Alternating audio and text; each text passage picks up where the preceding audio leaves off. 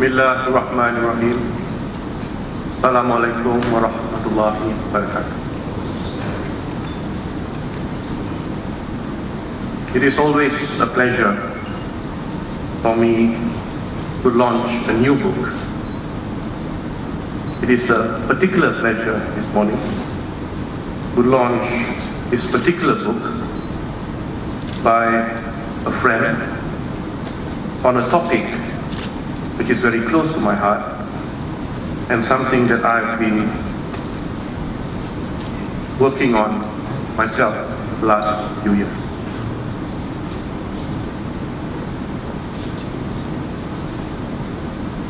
A product of deep industry insight, analysis, as well as critical contemplation. This book by Dr. Muhammad Daud Bakar is a welcome addition to the existing body of knowledge on Islamic finance. It reveals the intricacies and issues surrounding Sharia compliance in the products and practices of Islamic finance. From the perspective of a must still go on. The provision of Islamic finance, he wants, cannot depart too much from the financial needs of consumers. He reminds us that even Prophet Muhammad ﷺ himself endorsed some of the prevailing customs of the Jahiliyah or pre-Islamic society, so long as they were compatible or were adjusted to be compatible with the teachings of Islam. It is in this context that scholars must be assertive and take a bold approach to make Islamic financial products relevant, sophisticated, as well as encapsulated by what Dr. Daud calls a white ocean strategy.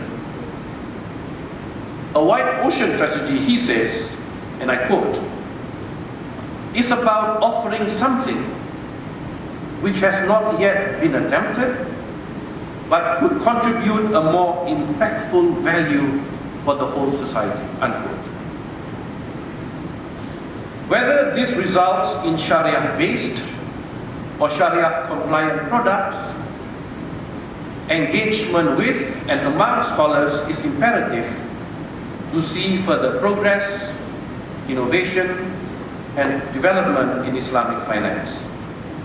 Engagement will open up possibilities for better and more wide-ranging offerings to enable the emergence of new solutions in the industry to cater to our various financial needs in this evolving world.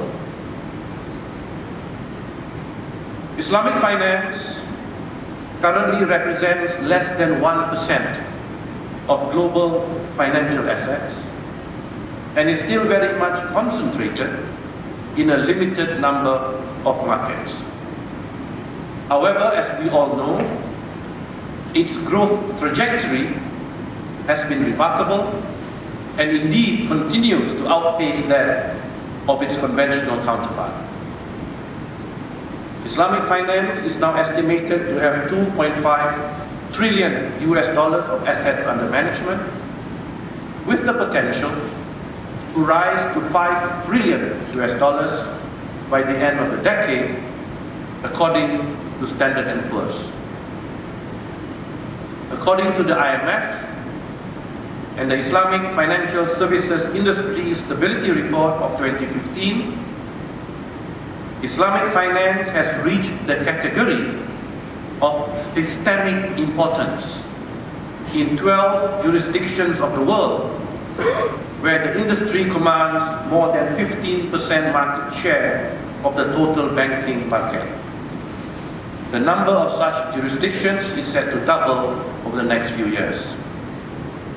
Christine Lagarde, Managing Director of the IMF, in a recent speech in Kuwait, aptly reminded that, and I quote, As the industry expands and becomes systemically important in more countries, it is vital to nurture this development in a safe and sound manner in terms of enabling legislation, regulatory framework, and the global financial reform agenda. Unquote. Unfortunately, this vision for Islamic finance for the next 10 to 20 years and beyond is something that is probably missing at the moment. This, says Dr. Dawud, is about the sociology of change and transformation. In the 14th century, Ibn Khaldun, the celebrated Muslim scholar, argued that societies were like living organisms. They have cycles of birth, growth, maturity, and decline, and even eventually death. This observation was probably the first noteworthy social science conclusion that has led to dozens of theories surrounding the science of cultural and social evolution. Indeed, social evolution can be observed everywhere, and no industry or sector is immune, including social finance. I am certain that as the industry evolves in the years to come, the role of Sharia scholars can and will become ever more significant. Scholars are bastions for the proliferation of knowledge. They are, in the words of our beloved Prophet sallallahu alaihi wasallam, ulama warasatul anbiya. Scholars are the inheritors of the prophets.